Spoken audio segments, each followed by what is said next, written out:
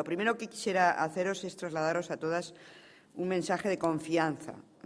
Confianza desde el punto de vista económico, porque yo creo que ese es uno de los temas que más en estos momentos preocupan a toda la clase empresarial, a todos los ciudadanos, pero particularmente a la gente que estáis trabajando en el ámbito empresarial. Un mensaje de confianza. Confianza en nuestro futuro económico. Confianza en el camino que hemos emprendido para allanar los obstáculos que todavía hacen más difícil a las mujeres, porque si todo es difícil, para las mujeres es siempre doblemente difícil abrirse camino en un ámbito como este, en el ámbito de los negocios, en el ámbito de la empresa, en el ámbito profesional.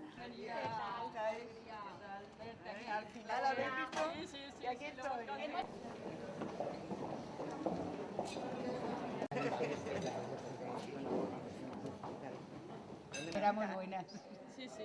¿No? Exacto. Quedado más entre bambalinas.